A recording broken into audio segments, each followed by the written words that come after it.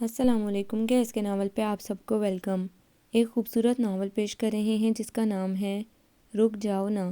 Novel کی writer ہیں نبیلہ ابر۔ چلیے چلتے ہیں ناول کی جانب۔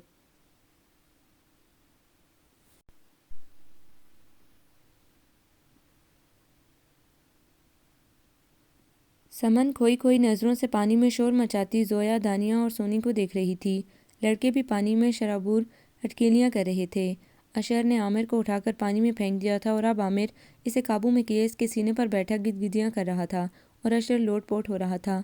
غازی اور فیصل دونوں کی کشمکش دیکھ رہے تھے، بلکہ حسب توفیق عامر کی مدد بھی کر رہے تھے۔ وہ ریت جھاڑ کر اٹھ کھڑی ہوئی اور پاس پڑے پتھر پر بیٹھ گئی۔ اشر نے تینوں کا گھیرا توڑ دیا تھا۔ تم سے تو میں نپٹ لوں گا، اس نے منہ پر ہاتھ پھیرتے ہوئے دھمکی دی۔ کچھ بعید نہیں تھا کہ وہ ابھی اپنا کام پورا کر گزرتا، پر شکر کہ وہ سمن کی طرف بڑھ گیا۔ کیوں اداس ہو؟ مرغی چوری ہو گئی ہے یا دل؟ اگر دل چوری ہوا ہے تو فکر مت کرو، میرے پاس ہے، لے لینا، پر مرغی میرے پاس نہیں ہے، وہ بڑے سنجیدہ لہجے میں بولا۔ وہ خاموش رہی۔ دیکھو یوں چپ چپ نہیں رہا کرو، ہنسو، بولو، خوشیاں مناؤ، آفٹر آل میرے جیسا ہینڈسم لڑکا کسی کسی کو ملتا ہے۔ اس نے کالر جھاڑے۔ وہ خالی خالی نظروں سے اسے دیکھ کر رہ گئی۔ سمن، یہ تمہارے بازو پر کیا رینگ رہا ہے؟ اشر نے اس کی دودیا کلائی پکڑ لی۔ کہاں؟ وہ بری طرح خوفزدہ ہو گئی۔ یہاں۔ اشر نے ادھر ادھر دیکھا اور جھٹ اپنے لب اس کی کلائی پر رکھ کر مہر ثبت کر دی۔ وہ بجلی کسی تیزی سے ایک دم پیچھے ہٹی اور ادھر ادھر نظر دوڑائی کہ کسی نے یہ منظر تو نہیں دیکھا، پر سب اپنی اپنی سرگرمیوں میں مگن تھے۔ وہ پتھر سے اتری اور زویا اور دانیہ کے پاس چلی آئی۔ تھینک یو، میں یہی چاہتا تھا کہ سب کے ساتھ ہنسو، بولو۔ اپنے پیچھے اس نے اشر کی شریر اور پرجوش آواز سنی۔ اپنی کلائی پر سمن کو ان دیکھی سی شدت اور تپش محسوس ہو رہی تھی۔ شام ڈھلے وہ ایک سی فوڈ ریسٹورنٹ میں چلے آئے۔ وہیں اشر کا دوست اسامہ اس سے مل گیا تو باتوں باتوں میں وقت گزرنے کا احساس تک نہ ہوا۔ مغرب کی اذان کے بعد وہ گھر پہنچے۔ زہرا بیگم کا حکم تھا کہ سمن کو سمندر کی سیر کرا لاؤ۔ ان سب کو تو آؤٹنگ کا بہانہ چاہیے تھا۔ صبح کے نکلے اب آئے تھے۔ کپڑے تبدیل کر کے سمن زہرا بیگم کے بیڈ روم میں آ گئی۔ آؤ آؤ میرے پاس بیٹھو، وہ محبت سے مسکرائیں اور اسے اپنے ساتھ بٹھا لیا۔ وہ آج کی سیر کے بارے میں پوچھ رہی تھی۔ ادھر ادھر کی چند باتیں کرنے کے بعد سمن بیڈ روم میں آ گئی۔ تھکن سے اس کا برا حال ہو رہا تھا۔ اشر ابھی ٹی وی لاؤنج میں تھا۔ اس نے جلدی جلدی ڈبل بیڈ سے تکیا اور چادر اٹھائی۔ کارپٹ پر تکیا رکھ کر وہ لیٹ گئی۔ آنکھیں بند کر کے وہ نیند کی دیوی کو بلانے لگی۔ ذہن نہ جانے کیوں اشر کی سمندر پر کی جانے والی جرأت پر الجھ گیا۔ بے اختیار اس نے دائیں کلائی پر دھیرے سے ہاتھ پھیرا جہاں اس کی گستاخی کا لمس ابھی بھی تازہ لگ رہا تھا۔ ہم کیا کریں؟ وہ بے بسی سے خود کلامی کرتے ہوئے بڑبڑائی۔ دروازہ کھلنے کی آواز پر سمن نے چادر منہ تک لے لی۔ اشر بڑے خوشگوار موڈ میں جارج مائیکل کا نغمہ گنگناتے ہوئے اندر داخل ہوا۔ وہ لائٹ آن کی۔ کمرہ ایک دم تیز روشنی میں نہا گیا۔ لیٹے لیٹے وہ کسمسا گئی۔ اشر نے ریسٹ واچ اتار کر ٹیبل پر رکھی، جوتوں سے پاؤں آزاد کیے اور واش روم میں نہانے گھس گیا۔ چند منٹ بعد تولیے سے گیلے بالوں کو رگڑتا وہ برآمد ہوا اور معمول کے مطابق بالوں میں برش پھیرا۔ سمن نے گرمی کی وجہ سے چادر چہرے سے سرکا دی اور آنکھ کی جھری سے اسے دیکھنے لگی۔ بالوں کا خوبصورت جدید اسٹائل اور چوڑے مضبوط شانے پیچھے سے نظر آ رہے تھے۔ اشر پلٹا تو اس نے آنکھیں اور بھی مضبوطی سے بند کر لیں۔ اسے ایسا لگا کہ وہ جیسے اسے دیکھ رہا ہے۔ فوراً اس نے کروٹ بدل کر اس کی طرف سے پشت کر لی۔ او مائی گاڈ، کیسی سنگ دل لڑکی میری قسمت میں لکھی ہے، اشر دھیرے سے بڑبڑایا اور لائٹ آف کر کے نائٹ بلب جلا دیا۔ سمن کی آنکھ صبح معمول کے مطابق کھلی۔ وضو کر کے وہ جائے نماز پر کھڑی ہو گئی اور خشوع و خضوع سے نماز شروع کی۔ اشر ایکسرسائز کرنے چلا گیا تھا۔ سمن فارغ ہو کر کچن میں آ گئی۔ سب کی پسند کا ناشتہ بن رہا تھا۔ رضیہ نے اسے گرم گرم چائے کا کپ پکڑایا جو وہ یوں ہی تھامے تھامے لان میں نکل آئی۔ صبح پوری خوبصورتی کے ساتھ طلوع ہو رہی تھی۔ چائے کے ساتھ ساتھ وہ اس خوبصورت منظر کو بھی دل میں اتارتی گئی۔ دانیہ یونیورسٹی کے لیے تیار ہو رہی تھی اور زویا کو بھی اٹھانے کی کوشش کر رہی تھی جو کسل مندی سے ابھی تک بستر میں گھسی ہوئی تھی۔ اتنے میں امبر کا فون آ گیا کہ وہ بھی ابھی آ رہی ہے۔ 20 منٹ بعد وہ واقعی آ گئی۔ زہرا بیگم نے نواسی کو اکیلے آنے پر ڈانٹا، پر وہ مسکرا کر ان کے گلے سے لگ گئی۔ رضیہ اور اشرف ناشتے کے لوازمات ٹیبل پر سجا رہے تھے۔ سمن کو دیکھتے ہی امبر کے چہرے پر تناؤ آ گیا۔ سمن نے آہستگی سے سلام کیا۔ وہ نخوت سے کندھے جھٹک کر رہ گئی۔ اشر بھی نہا دھو کر آ چکا تھا اور امبر کے ساتھ اس کی کبھی نہ ختم ہونے والی باتیں شروع ہو گئی تھیں۔ سب ہنستے بولتے خوش دلی سے ناشتہ کر رہے تھے۔ صرف ایک سمن ہی تھی جو بوائل انڈے کا ٹکڑا کانٹے میں پھنسائے بے دلی سے بیٹھی ہوئی تھی۔ سب مگن تھے، کسی کی توجہ اس کی طرف نہیں تھی۔ ہنستے ہنستے اشر کی نظر اس پر پڑی۔ گردن جھکائے کانٹا پلیٹ میں پھیرتی سمن کسی اور ہی جہان میں پہنچی ہوئی تھی۔ اس کے ساتھ والی کرسی پر سونی بیٹھی ہوئی تھی۔ اشر نے اسے اپنی سیٹ پر آنے کا اشارہ کیا اور بلا چوں چرا کیے اٹھ کر اس کی کرسی پر آ گئی۔ اشر آرام سے ناشتہ کرو، زہرا بیگم نے ٹوکا۔ اتنے میں وہ کرسی گھسیٹ کر سمن کے برابر بیٹھ چکا تھا۔ انبر نے تپتی سی نظر اس پر ڈالی جبکہ فیصل اور غازی کھانس کر رہ گئے۔ زہرا بیگم کے ہونٹوں پر مسکراہٹ آ گئی۔ سمن کی طرف سے اب انہیں کوئی فکر نہیں تھی۔ ناشتہ کیوں نہیں کر رہی ہو اپنے ساتھ؟ مجھے بھی بھوکا مارنے کا پروگرام ہے، وہ اس کی طرف جھک کر دھیرے سے بولا۔ سمن اچانک اٹھ کھڑی ہوئی اور تیزی سے ڈائننگ ہال عبور کر گئی۔ سفید یونیفارم پہنے وہ کالج کے لیے تیار کھڑی تھی۔ اب وہ اس طرح انبر کے اندر تک کاٹتی لہو لہان کرتی نظروں سے تنزیہ زہر میں ڈوبے تیروں سے کچھ گھنٹے محفوظ رہ سکتی تھی۔ لان میں ایک ہنگامہ برپا تھا۔ انبر، اشر، فیصل، عامر، غازی، سونی، دانیہ، زویا سب کرکٹ کھیل رہے تھے۔ وہ ابھی کالج سے آئی تھی، یقیناً آج کوئی بھی یونیورسٹی اور آفس نہیں گیا ہے، سمن نے دل میں سوچا اور بیگ رکھ کر نہانے چلی گئی۔ زہرا بیگم اور تائی اماں بھی گھر میں نہیں تھیں، دونوں ولید افراسیاب کے پوتے کے عقیقے میں گئی ہوئی تھیں۔ سمن کو مایوسی سی ہوئی، اس نے کھانا بھی نہیں کھایا۔ جہازی سائز ڈبل بیڈ پر لیٹتے ہی اس کی آنکھیں بند ہونے لگیں، ورنہ رات کو نیچے سوتے ہوئے وہ بہت ڈسٹرب رہتی تھی۔ بس یار میں نہیں کھیلتا، بہت گرمی لگ رہی ہے، اشر نے بیٹ پھینک کر عدم دلچسپی ظاہر کی۔ ابھی گیم ختم نہیں ہوا، شرافت سے کھیلو، وہ سب یک زبان ہو کر چلائے۔ میں اپنے کمرے میں جا رہا ہوں، تم سب شوق سے کھیلو، ساتھ ہی اس نے قدم آگے بڑھائے۔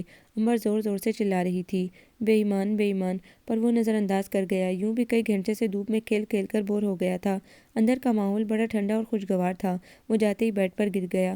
چند لمحے بعد جب آنکھیں کمرے کے ماحول سے مانوس ہوئیں تو سمن کو بیڈ پر سوتے دیکھ کر اسے حقیقتاً جھٹکا لگا۔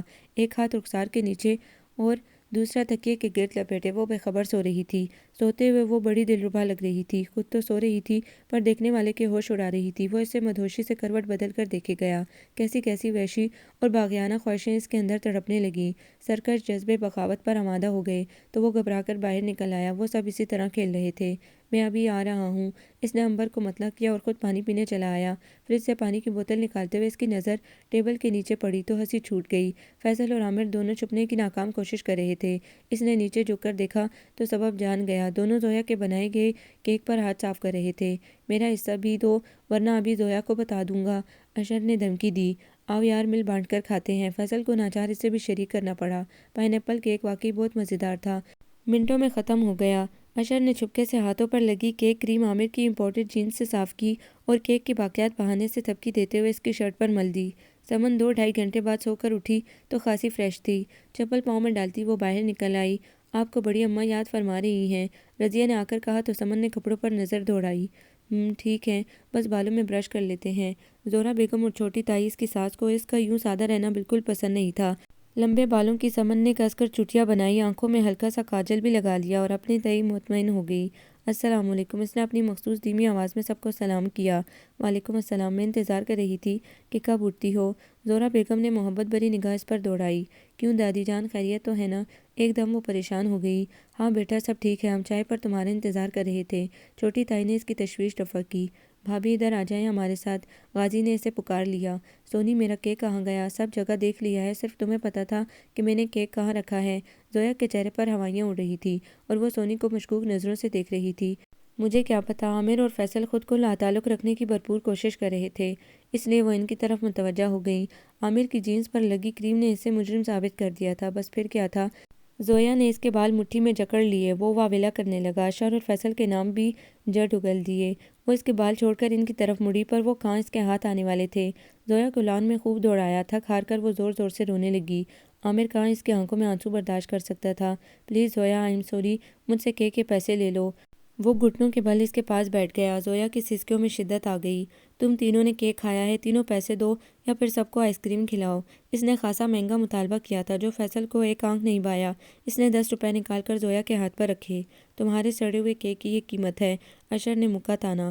اوئے ظالم، اپنا ہتھوڑے جیسا ہاتھ روک لے، عامر نے فیصل کو سنبھالتے ہوئے اسے گھورا۔ اشر 2 دفعہ مسٹر پاکستان رہ چکا تھا، روزانہ کسرت کرتا تھا۔ رہائشی حصے سے ہٹ کر اس نے گھر میں کلب تعمیر کروایا تھا جہاں وہ باقاعدگی سے اپنی فٹنس برقرار رکھنے کے لیے یوگا کی مختلف مشقیں اور ایکسرسائز کرتا تھا۔ دیگر کزنز اس کے باڈی بلڈر جیسے جسم پر بڑا رش کرتے تھے۔ 2 گاڑیوں میں بھر کر وہ سنوپی چلے گئے۔ سب نے اپنے اپنے پسندیدہ فلیور کی آئس کریم منگوائی۔ اشر، انبر، دانیہ، سمن ایک گاڑی میں تھے۔ انبر فرسٹ سیٹ پر اشر کے ساتھ بیٹھی ہوئی تھی۔ سمن نہ چاہتے ہوئے بھی ان پر توجہ دے رہی تھی۔ انبر نے اپنی آئس کریم ختم کرنے کے بعد اشر کی آئس کریم پر جھپٹا مارا۔ اس چھینا جھپٹی میں اشر کی شرٹ پر آئس کریم گر گئی۔ لو کھاؤ ندیدی کہیں کی۔ اشر افسوس بھرے انداز میں اپنی شرٹ کا اشر دے کر رہ گیا۔ اچھا صاف کر دیتی ہوں۔ امبر اپنے دوپٹے سے اس کی شرٹ صاف کرنے لگی۔ اس کوشش میں وہ اس کے بالکل قریب آ گئی تھی۔ سمن کی آنکھوں میں یہ منظر کانٹے کی طرح چبھا تھا۔ وہ ان دونوں کی طرف دیکھ رہی تھی۔ آئس کریم پگھل پگھل کر اس کی قمیض کے دامن کو تر کرنے لگی۔ سمن جلدی سے آئس کریم کھاؤ، پگھل رہی ہے، سونی نے ندیدے پن سے دیکھتے ہوئے کہا۔ یہ آپ ہی لے لیں، ہمیں ویسے بھی یہ پسند نہیں ہے۔ اس نے جھٹ باقی آئس کریم اسے تھما دی۔ کیوں، کیا یہ فلیور پسند نہیں ہے؟ اشر باہر نکل آیا تھا۔ امبر بھلا کیوں پیچھے رہتی؟ بدذوق لوگوں کو ان مزوں کا کیا پتہ؟ وہ سراسر سمن کا مذاق اڑا رہی تھی۔ وہ خاموش ہی رہی۔ اشر نے بہرے کو بلایا اور سمن کی طرف جھکا۔ تم کون سا فلیور کھاؤ گی؟ ہمیں کوئی بھی فلیور پسند نہیں ہے۔ نہ جانے کیوں اس کے لہجے میں سختی آ گئی تھی۔ امبر کو اشر کی توجہ بالکل پسند نہیں آئی۔ میں گھر کے لیے بھی پیک کروا کر لے جاؤں گی۔ امبر اس کی جیب ہلکی کروانے کی فکر میں تھی۔ پوری دکان لے جانا، اشر نے فراخ دلی سے کہا۔ بھابھی ہم دونوں مل کر کھاتے ہیں۔ غازی نے اسے یوں ہی بیٹھے دیکھا تو چلا آیا۔ نہیں ہم نہیں کھاتے، اس نے انکار کیا۔ دیکھیں بھابھی، اگر آپ نے نہیں کھایا تو میں ناراض ہو جاؤں گا۔ وہ سچ مچ منہ پھیر کر کھڑا ہو گیا۔ اچھا لاؤ ہم کھا لیتے ہیں۔ اس نے خود ہاتھ آگے بڑھایا۔ یہ ہوئی نا بات۔ وہ مسرور سا ہو گیا۔ یہ چھوٹا سا لڑکا جو تقریباً اس کا ہم عمر تھا، اسے بہت عزیز تھا۔ F S C second year کا اسٹوڈنٹ۔ غازی سمن کا بے حد خیال رکھتا تھا۔ وہ بھی پورے گھر میں اس سے آرام سے کھل کر بات کر سکتی تھی۔ غازی نے سمن کی طرف آئس کریم والا ہاتھ بڑھایا۔ اشر نے آرام سے آئس کریم لے لی۔ ہمارے ہاتھ سے بھی کھا لیں، وہ مسکرا رہا تھا۔ تھینک یو، ہم اور نہیں کھاتے اب۔ ہنستی مسکراتی سمن ایک دم سرد ہو گئی۔ نہ کھائیں، ہم تو کھائیں گے۔ سنا ہے ایک دوسرے کا جھوٹا کھانے سے محبت بڑھتی ہے۔ اشر نے عین اسی جگہ سے کھانا شروع کر دیا جہاں سے سمن نے چھوڑا تھا۔ وہ سر جھٹک کر رہ گئی۔ زہرہ بیگم اور جمال قدر کے 3 بیٹے اور 1 بیٹی تھی۔ سب شادی شدہ اور صاحب اولاد تھے۔ سب سے بڑے دانیال صاحب کا ایک بیٹا عامر اور ایک ہی بیٹی دانیہ تھی۔ ان سے چھوٹے زید صاحب کے 2 بیٹے اشر اور غازی تھے، جبکہ حارث صاحب کی 2 بیٹیاں زویا اور سونی اور ایک بیٹا فیصل تھا۔ سمرہ کی صرف ایک بیٹی امبر تھی۔ جمال قدر اپنی بیوی کے ساتھ تقسیم ہند کے وقت پاکستان چلے آئے تھے۔ وہاں بھی بڑی شاہانہ زندگی گزاری تھی۔ یہاں بھی اوپر والے نے دولت و عزت سے خوب نوازا تھا۔ ان کے کئی کارخانے اور فیکٹریاں چل رہی تھیں۔ 8 سال پہلے جمال قدر وفات پا چکے تھے۔ اب زہرہ بیگم نیک اور سعادت مند اولاد اور محبت کرنے والے پوتے پوتیوں کو دیکھ کر جی رہی تھی۔ سب مل جل کر محبت سے رہ رہے تھے۔ اچھی روایات کی ان کی یہاں پاسداری تھی۔ سمن کی کالج کی گرمیوں کی چھٹیاں ہو چکی تھی۔ زہرہ بیگم اور عظمیٰ اشر پر دباؤ ڈال رہے تھے کہ وہ سمن کو کہیں گھمانے پھرانے لے جائیں۔ شادی کو 2 ماہ ہو چلے تھے پر وہ کہیں بھی نہیں گئے تھے۔ ابھی پروگرام بن ہی رہا تھا کہ دانیال صاحب کا ایکسیڈنٹ ہو گیا۔ سارا گھر بہت پریشان تھا، پر شکر کہ انہیں زیادہ نقصان نہیں پہنچا تھا۔ 15 دن میں ہی ڈاکٹرز نے انہیں ڈسچارج کر دیا تھا۔ عظمیٰ بیگم نے پھر کہا کہ دونوں گھوم پھر آؤ۔ اشر سخت مشکل میں تھا کیونکہ جانتا تھا تنہائی سے بے قابو کر دے گی۔ وہ اپنے ہی کھول سے پھر جائے گا۔ سمن خود بھی جانا نہیں چاہتی تھی، پر بڑوں کے آگے ان دونوں کی ایک نہ چلی۔ انہیں جانا ہی پڑا۔ اشر نے شمالی علاقہ جات کو چنا تھا۔ سب سے پہلے وہ کاغان پہنچے۔ سب سے اچھے ہوٹل میں کمرہ لینے کے بعد وہ تازہ دم ہونے کے لیے غسل کرنے چلا گیا۔ اچھی خاصی سردی تھی۔ سمن کو اندازہ نہ تھا کہ یہاں ایسا موسم ہوگا، کیونکہ ستمبر ویسے بھی شروع ہو چکا تھا۔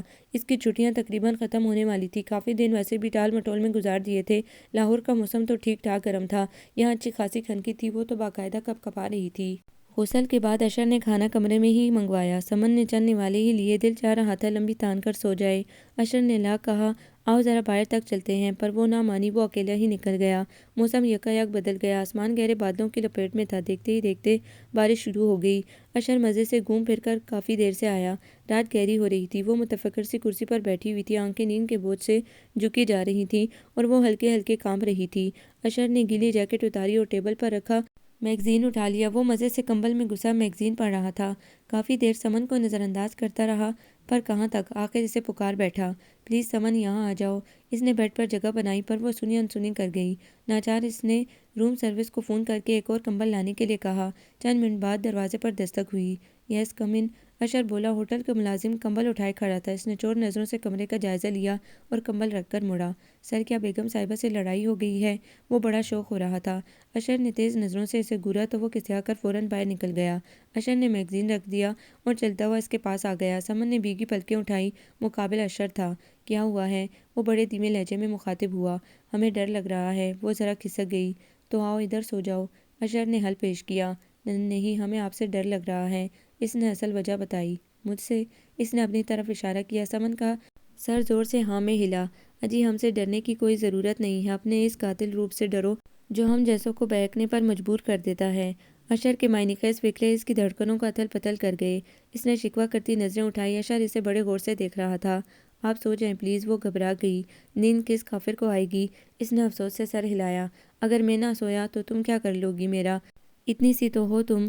اشر کے تیور بدل گئے تھے۔ وہ دہل کر اٹھ کھڑی ہوئی۔ آپ نے ہم سے وعدہ کیا تھا۔ سمن کی آنکھیں برسنے لگیں۔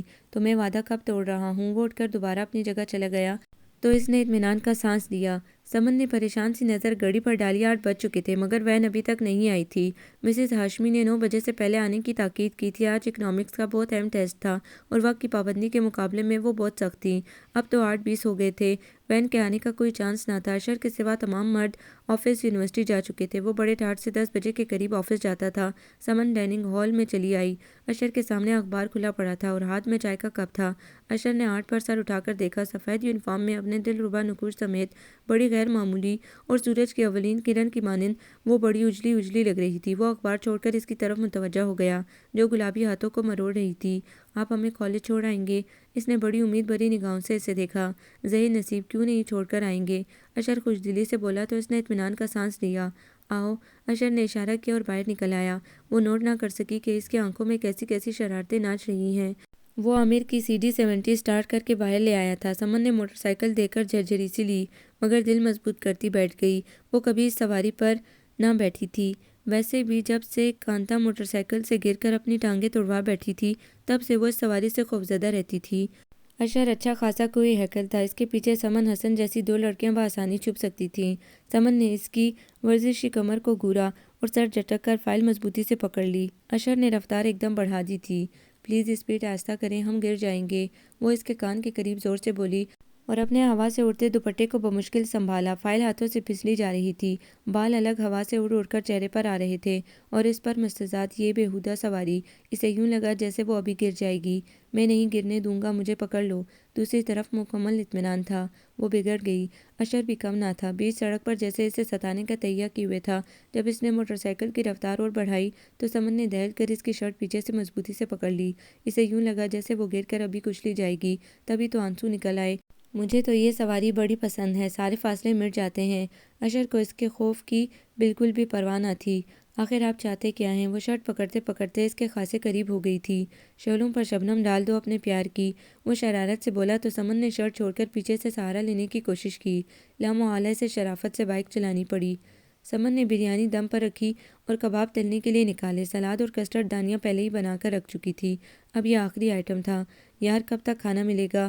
اشر نے اندر جھانکا اور آگے بڑھایا۔ چولہے کے عین سامنے سمن تھی۔ اس نے سمن کی پشت پر سے جھک کر پتیلی کا ڈھکن اٹھایا۔ نرم و نازک سی سمن اشر کے لمبے چوڑے وجود کے سائے میں چھپ کر رہ گئی۔ وہ اس کے بہت قریب تھا۔ اف، جل گیا۔ اشر نے ڈھکن فوراً چھوڑ دیا۔ کیا زیادہ جل گیا ہے؟ نرم دل سمن فوراً گھبرا گئی۔ ہاں ہے اف، وہ چیخا۔ کہاں سے جلا ہے ذرا دکھائیے۔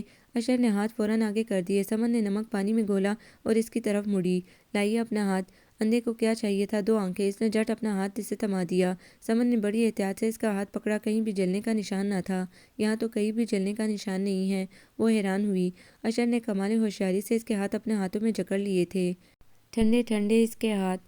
چھونا چاہو تو ہاتھ جلیں۔ سمن نے خفگی سے اپنے ہاتھ چھڑائے۔ اف، جل گیا۔ وہ پھر چیخا۔ اب کہ سمن نے کوئی توجہ نہ دی۔ اچھا کھانا کب ملے گا؟ وہ بے صبری سے بولا۔ 10 منٹ میں تیار ہے سب کچھ، وہ آہستگی سے بولی۔ اگر 10 منٹ تک تیار نہ ہوا تو میں تمہیں کھا جاؤں گا۔ آخر میں وہ خود ہی ہنسنے لگا۔ سمن کباب تل کر پلیٹ میں نکالنے لگی۔ اشر نے ایک کباب اٹھا کر منہ میں ڈالا۔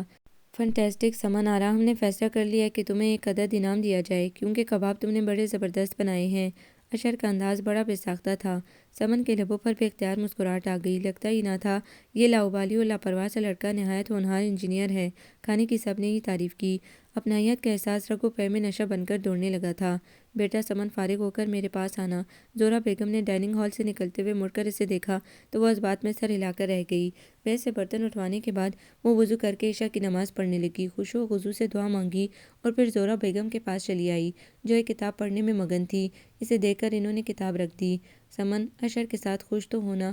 وہ پر امید نظروں سے اسے دیکھ رہی تھی۔ سمن کو جی کہنا ہی پڑا۔ اچھا وہ بات اسے بتائی کہ نہیں؟ اگلا سوال بہت خطرناک تھا۔ نہیں، اس نے نااہلی کا اعتراف کیا۔ اچھا چھوڑو، میں مناسب موقع دیکھ کر خود بتا دوں گی، تم واقعی بڑی بزدل ہو۔ انہوں نے ہنستے ہوئے اسے چھیڑا اور اس کا سر اپنے سینے سے لگا لیا۔ سمن کے روئی روئی میں آسودگی بھر گئی۔ وہی ممتا بھرا لمس تھا جس کے لیے وہ ترستی تھی۔ میری بچی، خدا ہمیشہ خوش رکھے تمہیں۔ میں نے سب سے اچھے لڑکے کا انتخاب کیا ہے جو وقت آنے پر تمہیں ہر طرح کا تحفظ دے سکتا ہے۔ اس کے دم سے اس گھر میں رونق ہے، بہت مخلص اور اچھا ہے۔ زہرا بیگم کہیں کھو سی گئی تھی۔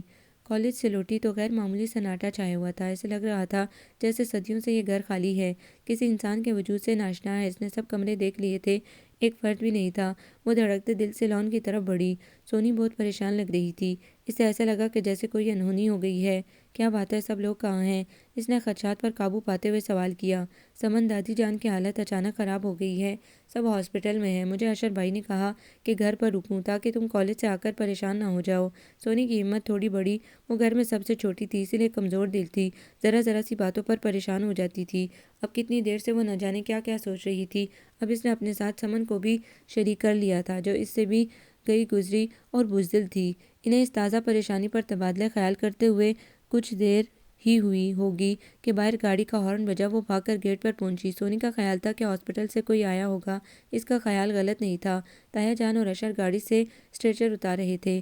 ان کے پیچھے دوسری گاڑیاں تھیں۔ دانیال اور زید صاحب اور حارث کے کندھے جھکے ہوئے تھے۔ خواتین کے ضبط کے باوجود چیخیں نکل رہی تھیں۔ زہرا بیگم کو اچانک ہی سینے میں درد محسوس ہوا۔ بیٹھے بیٹھے وہ لڑک گئی۔ اتفاق سے رضیہ نے دیکھ لیا۔ وہ بھاگ کر سمینہ اور دانیال صاحب کو بلا لائیں۔ اشر گھر پر ہی تھا، فوراً انہیں ہاسپٹل لے گیا۔ باقی سب بھی چلے گئے۔ ڈاکٹرز نے چیک اپ کے بعد بتایا کہ ان کی موت حرکت قلب بند ہونے کی وجہ سے ہوئی ہے۔ طبی امداد ملنے سے پہلے ہی وہ مر چکی تھی۔ شدت غم سے وہ سب نڈال تھے۔ سمن تو سکتے کی کیفیت میں تھی۔ ان کی محبتیں، چاہتیں زار زار رلا رہی تھیں۔ وقت سب سے بڑا مرہم ہے۔ انہیں گزرے ہوئے 3 ماہ سے اوپر ہو چلے تھے۔ سب کو رفتہ رفتہ قرار آ گیا۔ امبر اور سمر آئی ہوئی تھیں۔ تینوں بھابیاں خاطرداریوں میں مصروف تھیں۔ آخر ان کی ایک ہی نند تھی۔ سمر نے محسوس کیا کہ سمرا کی نظروں میں اس کے لیے ناپسندیدگی بہت بڑھ گئی ہے۔ امبر کے انداز سے یوں لگ رہا تھا جیسے وہ اس سے کچا چبا جائے گی۔ وہ اشر پر اپنا حق سمجھتی تھی۔ دونوں میں انڈرسٹینڈنگ بھی بہت تھی۔ سب کا خیال تھا کہ اشر کے حوالے سے امبر ہی اس گھر میں آئے گی۔ دانیہ، زویا اور سونی بھی اسے اشر کے حوالے سے چھیڑتی تھیں، پر اس کے انداز سے کبھی نہیں لگا کہ وہ امبر کو اس نظر سے دیکھتا ہے۔ بلا شبہ وہ ہزاروں لڑکیوں کا آئیڈیل تھا۔ امبر بھی من مندر میں اس کی مورتی سجائے چپ کے پوجا کر رہی تھی۔ اس کے تمام خواب اس وقت چکنا چور ہو گئے جب زہرا بیگم نے ایک بالکل ہی انجان اور گمنام لڑکی سے اشر کا رشتہ طے کر دیا۔ پہلے تو وہ کھلم کھلا نفرت کا اظہار نہیں کرتی تھی، مگر اب وہ آزاد تھی۔ اس کے اندر تک جلا دینے والی نگاہوں سے سمن بچنے کی کوشش میں رہا کرتی تھی۔ آج بھی سب لاؤنج میں ہنگامہ برپا کیے ہوئے تھے۔ امبر بھی وہیں تھی، اسی لیے سمن نے سلام کرنے کے بعد ادھر کا رخ نہیں کیا۔ وہ چپ چاپ بغلی لان والی سیڑھیوں پر آ کر بیٹھ گئی۔ پورے چاند کی روشنی میں نہایا ہوا لان بڑا دلکش لگ رہا تھا۔ فروری کی سرد رات تھی۔ اس نے بازو ٹانگوں کے گرد لپیٹ لیے۔ ٹی وی کی آواز اتنی اونچی تھی کہ یہاں تک آ رہی تھی۔ بہت ہی خوبصورت غزل کی آواز آ رہی تھی۔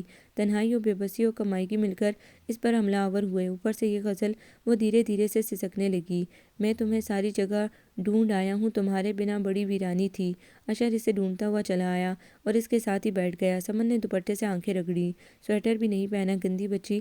وہ اسے مصنوعی غصے سے گھور رہا تھا۔ ہمیں سردی ہی نہیں لگتی، وہ بے حصہ انداز میں بولی تو اشر اس کی آواز میں نمی محسوس کر کے چونک گیا۔ سمن، کیا ہوا ہے؟ اس نے اس کا سر ہلایا۔ کچھ نہیں، سمن نے بے دردی سے اس کا ہاتھ جھٹک دیا۔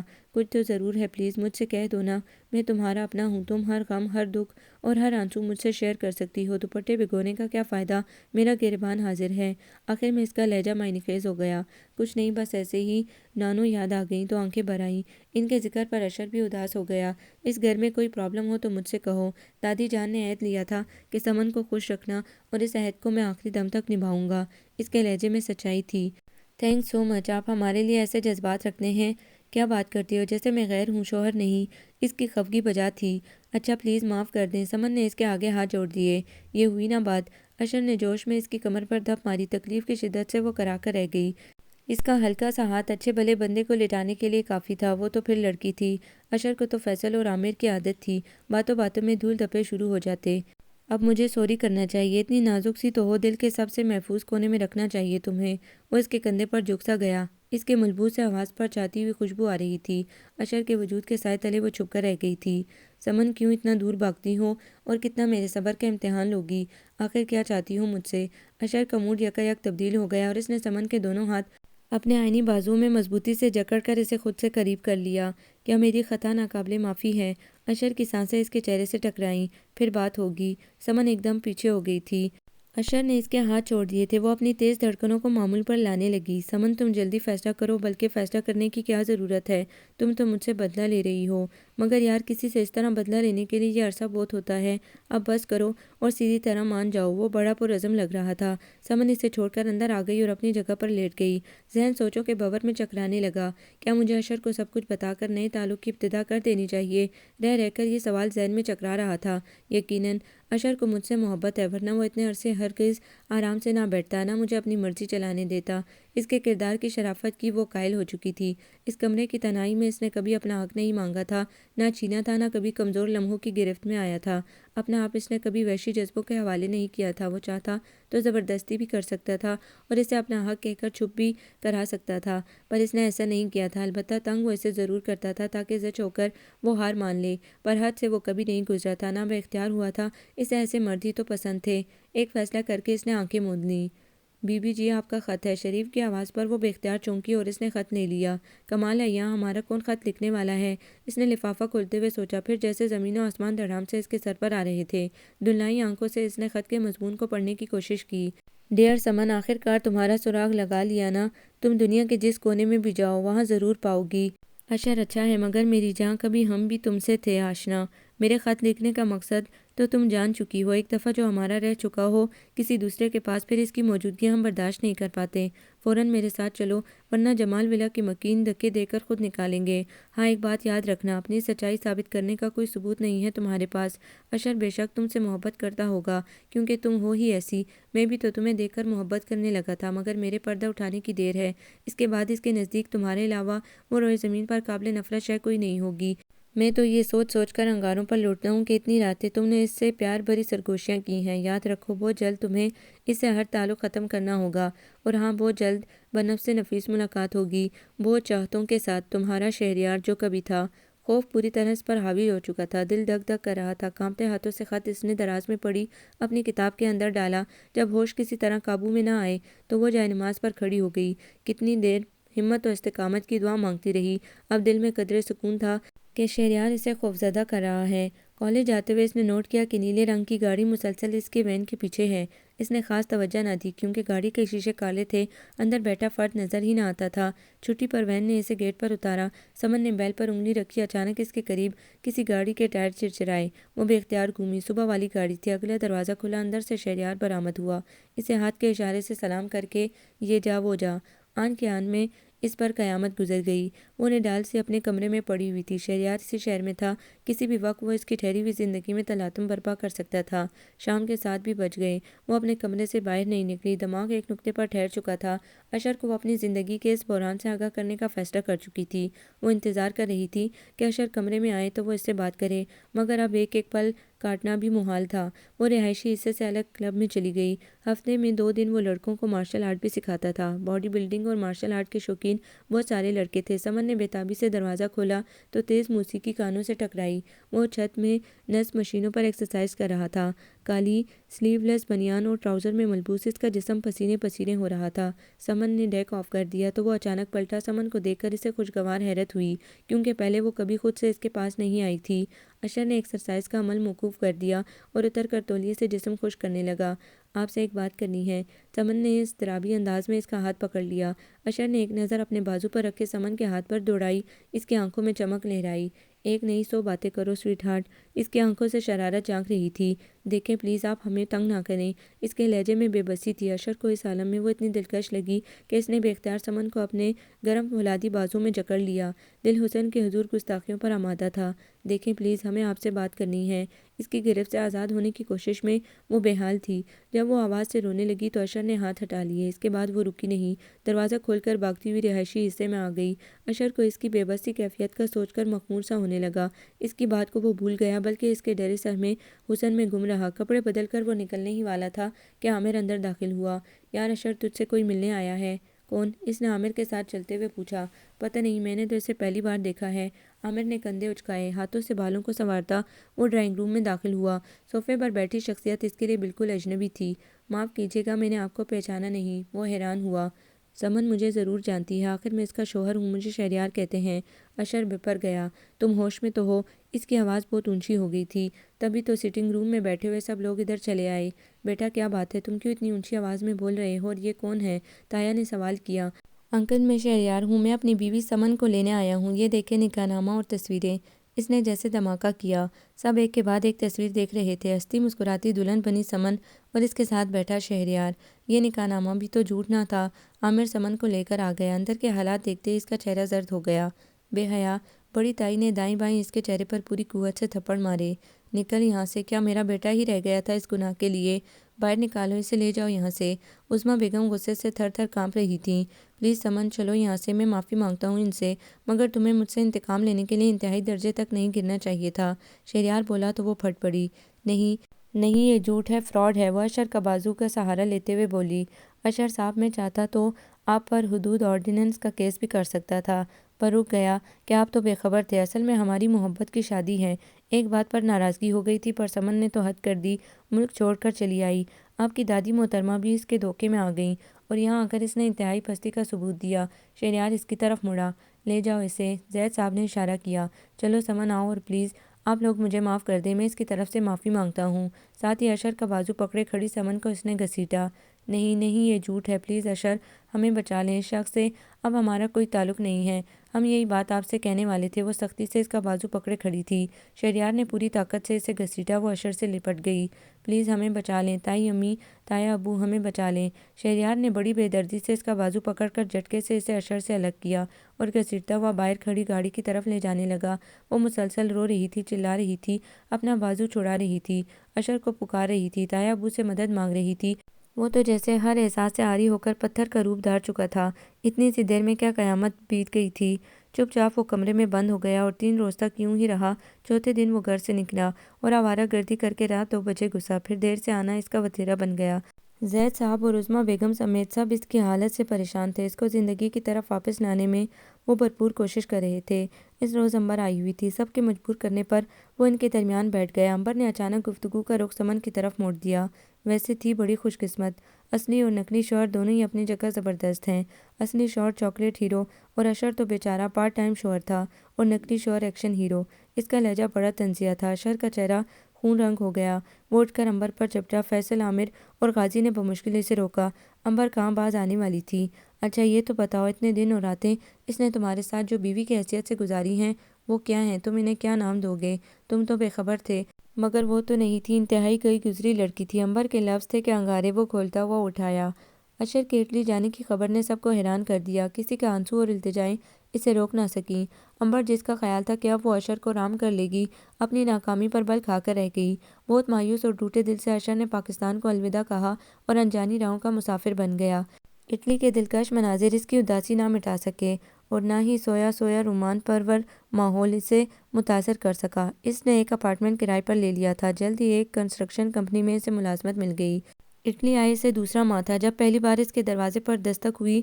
وہ باہر آیا، سامنے ایک دلکش اور اجنبی حسینہ تھی۔ مجھے شارین کہتے ہیں، وہ انگریزی میں بولی۔ یہ ان کی پہلی ملاقات تھی، پھر ہر روز دوستی بڑھتی چلی گئی۔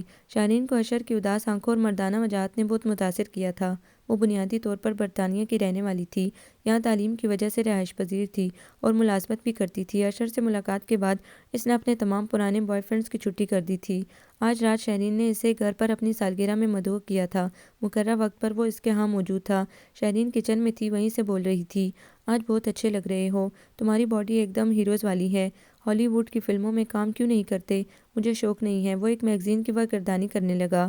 ایک بار ایک صحافی نے نکول کڈمین سے پوچھا، آپ کو ٹام کریزر کی کون سی چیز نے متاثر کیا؟ تو وہ بولی کہ مجھے ٹام کے مضبوط بازوؤں کے مسلز نے متاثر کیا ہے۔ اشر، مجھے اس طرح چانس ملے اور مجھ سے کوئی پوچھے کہ آپ کو اشر کی کس بات نے متاثر کیا ہے، تو میں کہوں کہ مجھے اس کی اداس آنکھوں نے، فولادی بازوؤں نے، مردانہ وجاہت سمیت اس کے کردار نے متاثر کیا ہے۔ وہ کچن سے باہر آ کر اس کے قریب ہی بیٹھ گئی تھی۔ اشر، آئی لو یو۔ جذبات کی یورش سے پاگل ہو کر وہ اس کی طرف بڑھی۔ اشر کو صرف ایک سیکنڈ کے لیے شارین کی کالی آنکھوں اور دراز زلفوں میں اس دشمن جاں کی جھلک نظر آئی، مگر اس سے پہلے کہ موز اور جذبوں کا طوفان اسے بہا لیتا، وہ ہوش میں آ گیا۔ جھٹکے سے کمرے سے نکل گیا۔ شارین احساس توہین سے سلگتی رہی۔ وہ چپ چاپ کمرے میں پڑا ہوا تھا، زخم نئے سرے سے تکلیف دینے لگے تھے۔ بے اختیار وہ اٹھا اور اپنے بیگ سے البم نکال کر سامنے گھٹنوں پر کھول کر رکھ لیا۔ پہلے صفحے پر ہی سمن کی تصویر جگمگا رہی تھی۔ کہیں مایوں کے زرد لباس میں وہ دل کے تار چھیڑ رہی تھی تو کہیں ولیمے کے سب سوٹ میں چین و قرار لوٹ رہی تھی، کہیں عروسی لباس میں نظریں جھکائے اسے اپنی طرف دیکھنے پر مجبور کر رہی تھی۔ نہیں نہیں، تم کسی اور کی ہو۔ اس نے البم پرے پھینک دیا۔ اسے سمن کا رویہ یاد آ رہا تھا۔ کیوں وہ دور دور اور گریزاں رہتی تھی، کس لیے اس سے بچتی تھی، یہ حقیقت تو اب آشکار ہوئی تھی۔ وہ شہریار کی محبت کی قیدی تھی، تبھی تو خود کو محفوظ رکھا اپنے شہریار کے لیے کہ وہ اس کے سامنے سرخرو رہ سکے، اپنے آپ کو، اپنی انا کو، اپنی نسوانیت کو۔ یہ احساس اشر کے لیے سخت تکلیف دہ تھا کہ پہلے شوہر کی موجودگی میں اس مکار لڑکی نے اسے شادی رچائی اور معصوم و مظلوم بنی رہی۔ یقیناً دادی جان کو اس کی حقیقت معلوم نہ تھی، ورنہ وہ ہرگز اپنے لائق و فائق پوتے سے اس کا نکاح نہ کرتیں۔ اشر کے زہر سے بچنا آسان نہ تھا، مگر وہ پہلے ہی شہریار کی دیوانی تھی۔ اشر کا جادو اس پر کیسے کارگر ہوتا۔ بیتے دن اس کی نظروں میں گھومنے لگے۔ یار عامر، دادو کب آئیں گی؟ اشر بیزار سا لان میں گھاس پر لیٹا ہوا تھا۔ وہ انہیں بہت مس کر رہا تھا۔ اب تو انہیں گئے ہوئے ایک ماہ سے بھی اوپر ہو چلا تھا۔ اشر، ان کے خالہ کی نواسی کی والدہ محترمہ وفات پا چکی ہیں اور دادو اسے سنبھال رہی ہوں گی، اس لیے تو نہیں آئی۔ عامر نے خیال ظاہر کیا۔ مجھے تو لگتا ہے کہ ان محترمہ نے دادو کو کسی خاص مقصد کے لیے بلوایا ہے۔ فیصل کی بات انوکھی تھی۔ اسی رات زہرہ بیگم کا فون آ گیا۔ کافی دیر دانیال، زید اور حارث تینوں بیٹوں سے بات ہوتی رہی۔ اس سے اگلے روز بھی یہی ہوا۔ گھر کی خواتین سے وہ نہ جانے کیا کیا باتیں کرتی رہیں۔ نوجوان نسل بڑی بےتاب تھی، پر ایک بات بھی ان کے پلے نہیں پڑی۔ تیسرا روز تھا، سب رات کا کھانا کھا رہے تھے، جب فون کی گھنٹی بجی۔ دانیال صاحب نے آگے بڑھ کر ریسیور اٹھایا۔ دوسری طرف زہرہ بیگم تھیں۔ وہ سب بھی ان کی طرف متوجہ تھے۔ چند باتیں کرنے کے بعد دانیال صاحب نے زید صاحب کو فون تھما دیا۔ ٹھیک ہے اماں جان، میں ابھی بات کرتا ہوں۔ مانے گا کیوں نہیں، ہم سب قائل کرنے کی کوشش کریں گے، اسے ماننا ہی ہوگا۔ آپ فکر مت کریں، انشاءاللہ انتظام ہو جائے گا، آپ بھی بات کر لیجیے گا۔ زید ریسیور رکھ کر پلٹے۔ اشر کا ذہن جاگ چکا تھا، یقیناً کوئی اہم بات تھی۔ وہ اٹھنے لگا تھا جب تایا ابا نے اسے روکا۔ بیٹھو، ایک ضروری بات کرنی ہے۔ وہ بہت سنجیدہ تھے۔ یہ تو تمہیں پتہ ہی ہوگا کہ تمہاری دادی کی انڈیا میں ایک واحد رشتہ دار ہے، انہوں نے ہی اماں جان کو فون کر کے بلوایا تھا۔ ان کی حالت بہت نازک تھی، شوہر ان کا پہلے ہی وفات پا چکا ہے، فقط ایک بیٹی ہے۔ اب مسئلہ یہ ہے کہ دل آرا بیگم نے مرنے سے پہلے کہا کہ میری بیٹی کی وہی وارث ہے۔ اماں جان اس لڑکی سے تمہارے نکاح کا فیصلہ کر چکی ہیں اور اس جمعے کو ٹیلی فون پر تمہارا سمن آرا سے نکاح ہے۔ شادی کی باقی رسمیں پاکستان آ کر ہوں گی۔ اب ساری بات تمہارے اوپر ہے۔ اماں جان کل پھر فون کریں گی، انہیں ہاں میں جواب دینا۔ تایا نے گویا اس پر بم پھاڑ دیا تھا۔ لڑکے لڑکیاں سب سکتے میں تھے۔ اشر کا حال مختلف نہ تھا۔ ہاں، باقی سب کا پرسکون انداز ظاہر کر رہا تھا کہ وہ باخبر ہے۔ وہ ڈائننگ ہال سے نکل آیا۔ اپنے کمرے میں ایک سرے سے دوسرے سرے تک چکر کاٹتے ہوئے اس کے اندر آگ جل رہی تھی، جیسے میری کوئی حیثیت ہی نہیں ہے۔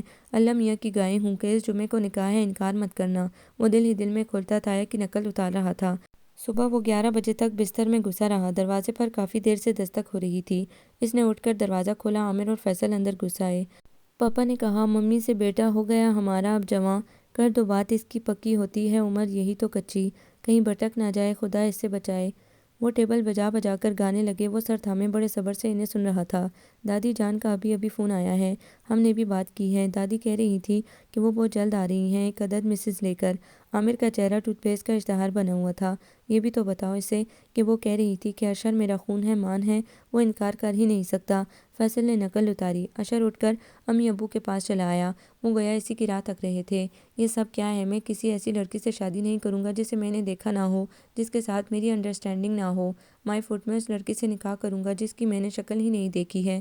مجھے قربانی کا بکرا کیوں بنایا جا رہا ہے؟ عامر، فیصل اور غازی بھی تو ہیں۔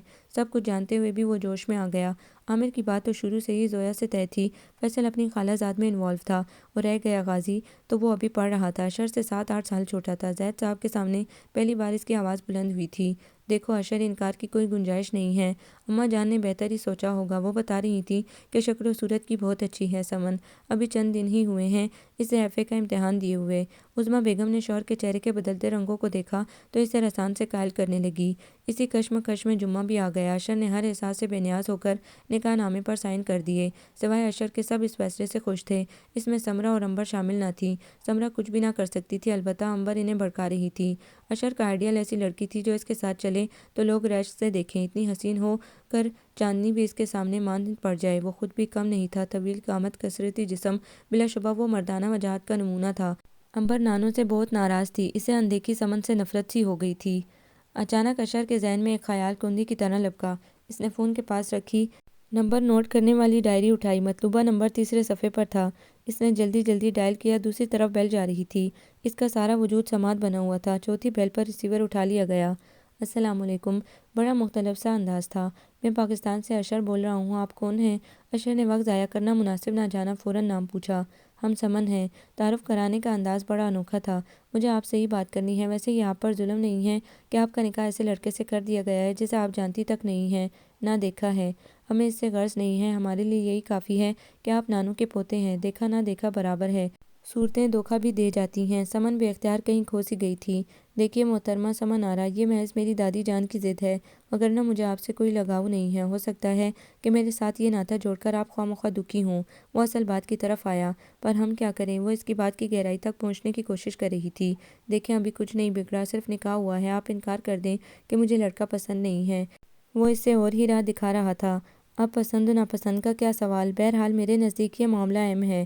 مجھے آپ ناپسند ہیں، آپ کو میں وہ حقوق اور چاہت نہیں دے سکوں گا جس کی آپ توقع رکھتی ہیں۔ وہ دو ٹوک انداز میں بولا۔ ہمیں بھی آپ کی زبردستی کی چاہت نما خیرات نہیں چاہیے، کہیں تو لکھ کر دے دیں۔ سمن کا لہجہ سخت ہو گیا تھا۔ یاہو، اس کا مطلب ہے کہ آپ تعاون کریں گی؟ اشر نے نعرہ بلند کیا۔ کیسا تعاون؟ وہ حیران ہوئی۔ دیکھیے آپ مجھے پسند نہیں کرتی، میں آپ کو، پر زبردستی ہمیں ملا دیا گیا ہے۔ کیوں نہ ہم ایک سمجھوتا کر لیں، کیونکہ اس وقت ہم دونوں انکار کرنے کی پوزیشن میں نہیں ہیں۔ ڈیڈی تو شادی کے کارڈ چھپنے بھی دے آئے ہیں۔ میں آپ کو ہاتھ بھی نہیں لگاؤں گا، بس آپ میرا ساتھ دیں۔ شادی کے بعد فوراً ہی میں نے علیحدگی کی ترکیب بھی سوچ لی ہے۔ آپ فکر مت کریں، میرے یہاں بہت اچھے جاننے والے ہیں، اچھی جگہ آپ کی شادی کرواؤں گا۔ اشر کی بات سن کر اس کا دماغ بگ سے اڑ گیا۔ ٹھیک ہے، زبردستی کے ناطے ہمیں بھی پسند نہیں ہے۔ اگر ہمیں آپ کی ناپسندیدگی کی خبر ہوتی تو ہم انکار کر دیتے۔ بہرحال ہم آپ کے ساتھ ہیں اور ہماری شادی کی آپ فکر مت کریں۔ آخر میں اس کا لہجہ روکھا ہو گیا۔ تھینکس سو مچ، آپ واقعی بہت گریٹ ہیں۔ وہ واقعی بہت ممنون تھا۔ زہرا بیگم سمن سمیت آ چکی تھی۔ اس کی آمد کے ساتھ ہی شادی کی تیاریاں شروع ہو چکی تھیں۔ سمن اوپر کے پوشن میں دانیال صاحب کے ہاں تھی۔ اشر نے ایک بار بھی اسے دیکھنے کی کوشش نہیں کی تھی۔ زہرا بیگم نے آنے کے بعد جو کہانی سنائی تھی، اس کا خلاصہ کچھ یوں تھا۔ دلارا ان کی خالہ زاد بہن کی بیٹی تھی۔ زہرا بیگم کی یہ واحد رشتہ دار تھی جو زندہ تھی۔ ان کے بلاوے پر ہی وہ انڈیا گئی تھی۔ دلارا کے شوہر پہلے ہی وفات پا چکے تھے۔ وہ خود دل کی مریضہ تھی۔ ایک ہی اولاد سمن تھی۔ انہوں نے زہرا بیگم سے التجا کی کہ بن ماں باپ کی بچی اکیلی رہ جائے گی، آپ اسے ساتھ لے جائیں اور وہیں شادی کر دیں۔ وہ نہ جانے بچے یا نہ بچے، یہ مرض ان کے جان لے کر ٹلا۔ ان کے قیام کے دوران ہی وہ وفات پا گئیں۔ زہرا بیگم نے اپنے پرکھوں کی قبر پر فاتحہ پڑھی، اپنا آبائی گھر دیکھا اور سمن کے معاملے کو بھی نپٹانے کا فیصلہ کر لیا۔ گھر کی کرتا دھرتا خواتین و حضرات کو بھی سمن سے گہری ہمدردی تھی۔ سب کی چھیڑ چھاڑ سے اشر بری طرح سے خار کھانے لگا تھا۔ جب سے وہ آئی تھی وہ ایک بار بھی اوپر نہیں گیا تھا۔ وہ خود بھی نیچے نہیں اترتی تھی۔ امبر اس کے بارے میں عجیب و غریب باتیں کرتی تھی۔ بنو ہماری انمول سجاؤ ڈولی ڈھولک بجا کے۔ زویا، دانیہ، سونی اور دوسری لڑکیوں نے ہنگامہ برپا کیا ہوا تھا۔ آج سمن کی مہندی تھی۔ مہندی کی رسم روایتی انداز میں ادا کرنے کے بعد نوجوان لڑکے لڑکیاں دوبارہ ہلے گلے میں مگن ہو گئے۔ مایوں کے زرد سوٹ میں ملبوس اداس سمن تمام خواتین کی نگاہ کا مرکز بنی ہوئی تھی۔ وہ سب زہرا کی پسند کی داد دے رہی تھیں۔ غازی کو بھی وہ بہت اچھی لگی تھی۔ تقریباً اس کی ہم عمر تھی۔ بھائی کی قسمت پر بے اختیار اسے رشک آ گیا تھا۔ اشر اپنے کمرے میں منہ چھپائے پڑا ہوا تھا۔ باہر سے آتی آوازیں اسے مسلسل ڈسٹرب کی ہوئی تھیں۔ اس نے تکیہ کانوں پر رکھ لیا۔ اچانک دروازے پر دستک ہوئی۔ اس نے غصے سے کھولتے ہوئے دروازہ کھولا۔ باہر سب چنڈال چوکڑی جمع تھے۔ اس سے پہلے کہ وہ ان کے آنے کا مقصد دریافت کرتا، عامر نے کل کا بچا ہوا اپٹن اس پر انڈیل دیا۔ دانیہ اور زویا نے مہندی سے گل گزار کر دیا۔ باقیوں نے اسے بڑی مشکل سے قابو کیا ہوا تھا تاکہ وہ منمانی نہ کر سکے۔ اپنی اپنی حسرتیں نکالنے کے بعد وہ سب اسی طرح چلے گئے۔ انہیں گالیاں دیتا وہ واش روم میں گھس گیا۔ کل اپنی مہندی پر وہ کمرہ بند کیے ٹریجڈی سانگ سنتا رہا تھا۔ یہ سب اس کا بدلہ لیا تھا انہوں نے۔ محترمہ سمن آرا، تم سے تو میں خوب نپٹوں گا، میرے سائے سے بھی پناہ مانگو گی۔ اس کی سوچیں بہت انتقامی ہو رہی تھیں۔ اف، یہ سمن کتنی خوبصورت ہے۔ سونی نے آنکھیں بند کر کے اس کی تعریف کی۔ جتنا خوبصورت چہرہ اتنا خوبصورت دل ہے۔ زویا نے، جو اس کی کافی مزاج آشنا ہو چکی تھی، بولی۔ پر مجھے امبر کی بہت فکر ہے، وہ بہت جنونی ہو رہی ہے۔ دانیہ فکر مند تھی۔ جب اشر نے اس سے کوئی وعدے نہیں کیے، نہ چچا چچی کی طرف سے ایسی کوئی بات ہوئی ہے، تو اسے یہ حماقتیں کرنے کی کیا ضرورت ہے؟ تم لوگوں نے اسے اشر کے نام سے چھیڑ چھیڑ کر خواب دکھائے۔ زویا نے سب کو لتاڑا۔ بات سچ تھی سو وہ چپ ہو گئی۔ وہ بارات کے کپڑے فائنل کر رہی تھی۔ صرف کل ہی کا تو روز تھا۔ اشر ساری دنیا سے ناراض کمرے میں بند تھا۔ کپڑے بڑا و شیو عامر نے دادی جان کی محبت کے واسطے دے دے کر حلیہ درست کرنے پر آمادہ کیا۔ اس کی طرف سے کوئی سرگرمی دیکھنے میں نہیں آ رہی تھی۔ اس نے کپڑے اور دیگر چیزیں بھی بڑی بے دلی سے خریدیں۔ اشر نے دروازے پر ہلکا سا دباؤ ڈالا اور ادھر ادھر دیکھے بغیر واش روم میں گھس گیا۔ اس وقت غصہ نقطۂ عروج پر تھا۔ آدھا گھنٹہ وہ نہاتا رہا، نہا کر باہر نکلا اور بیزار سی نظر اس پر ڈالی جو سر جھکائے بیٹھی تھی۔ یہ لیں سمن، میری طرف سے آپ اس عہد و اقرار یا اجازت نامہ بھی سمجھ سکتی ہیں۔ اشر نے ایک کاغذ نکال کر بیڈ پر اس کے قریب پھینکا۔ یہ کیا ہے؟ سر جھکائے وہ اسی پوزیشن میں بولی۔ اس میں یہ لکھا ہے کہ یہ رشتہ صرف مجبوری کی وجہ سے جوڑا گیا ہے۔ میرا اور آپ کا میاں بیوی والا تعلق نہیں ہوگا۔ نہ آپ مجھ سے بحیثیت بیوی کوئی حق مانگیں گی اور نہ میں ایسا کر سکوں گا۔ اپنی تسلی کے لیے دیکھ لیں، میں عہد شکن نہیں ہوں۔ آپ جس طرح اس گھر میں آئی تھیں ویسے ہی جائیں گی۔ پلیز میرا اعتبار کریں، یہ کاغذ کا معمولی سا ٹکڑا نہیں ہے۔ وہ یوں ہی بیڈ سے قدرے فاصلے پر کھڑا تھا۔ ہمیں معلوم ہے آپ ہمیں پسند نہیں کرتے، صرف اپنی دادی جان کی وجہ سے پریشان ہیں اور مجبور ہیں۔ سمن نے بہادری سے الفاظ کو حقیقت کا روپ دیا اور بڑی مشکل سے بھاری روسی سوٹ سمیٹتی بیڈ سے اتری۔ چوڑیاں، پائل اور زیور بج اٹھے تھے۔ آپ بہت ذہین ہیں، میں بہت جلد اپنی پسند کی لڑکی سے شادی کر لوں گا، اشر نے اس کے جھکے سر کو گھورتے ہوئے بے رحمانہ انداز میں کہا۔ ہمیں کوئی اعتراض نہیں ہوگا، جلد ہی اپنے ٹھکانے کا انتظام کرنے کی کوشش کریں گے ہم۔ تب تک آپ ہم پر احسان کریں، ہمارا ایف اے کا رزلٹ بھی ابھی آؤٹ نہیں ہوا، ہم پاکستان میں ہی مائیگریشن کروائیں گے۔ آپ چند ماہ صبر کر لیں، کسی طرح بھی ہم ہاسٹل شفٹ ہونے کی کوشش کریں گے، اس کے بعد آپ جو مرضی کریں۔ وہ آگے بڑھی۔ ایک مہربانی اور کریں، اپنے سونے کا انتظام صوفے پر یا کارپٹ پر کر لیں، اشر خاصی بدتمیزی سے بولا۔ ٹھیک ہے، یہ بھی کر لیں گے۔ سمن کے انداز میں ایک بے فکری، آنے بنیازی اور شہزادیوں کا سا تمطراق تھا۔ اشر کو خاصی حیرت ہوئی، وہ ہاتھوں سے چوڑیاں اتارنے لگی۔ یہ اپنے پاس ہی رکھ لیں۔ بیڈ پر پڑا طے کیا ہوا کاغذ اشر لے کر اس کی طرف آیا۔ کیا ہے یہ؟ چوڑیاں اتارتے ہوئے وہ مگن سی تھی، دوپٹہ سر کا سر اونچا کیا ایک ورق سے اشر کی نگاہوں میں گھل گئی۔ دور دیس کی کوئی شہزادی جیسے بھٹکتے بھٹکتے ادھر آ گئی تھی۔ قیمتی اور روسی سوٹ میں ملبوس، نوخیز پنے کی رہنائیوں چھپائے قاتل وجود و حشر سامانیہ سمیٹے، عقل و ایمان چھینے کے در پہ تھی وہ۔ اشر کو ایک جھلک ہی پاگل کر گئی۔ اس کا اس شعر جیسا حال تھا۔ کچھ نہ بس میں اگر ہو کیا کیجیے، بس اسے دیکھتے رہا کیجیے۔ لائیں دیں۔ اسی مصروف انداز میں اس نے اشر سے وہ کاغذ لیا اور قریب رکھ لیا، ایک ایک کر کے تمام زیورات اتارے، پھر بالوں کا جوڑا کھولا۔ دراز بال اس کی کمر پر بکھر گئے۔ اشر شوق کا جہاں آباد کیے اسے دیکھ رہا تھا اور خود کو جی بھر کے گالیاں دے رہا تھا۔ سمن نے بیڈ سے تکیہ اٹھایا اور منہ دھو کر لیٹ گئی۔ چند منٹ بعد وہ سو گئی، پر اشر ساری رات نہ سو سکا۔ بار بار کروٹیں بدلتا، نرم و گداز بستر کانٹوں کی طرح چبھ رہا تھا۔ نگاہ سوئی ہوئی سمن پر ٹک جاتی اور واپس پلٹ کر آنے سے انکار کر دیتی۔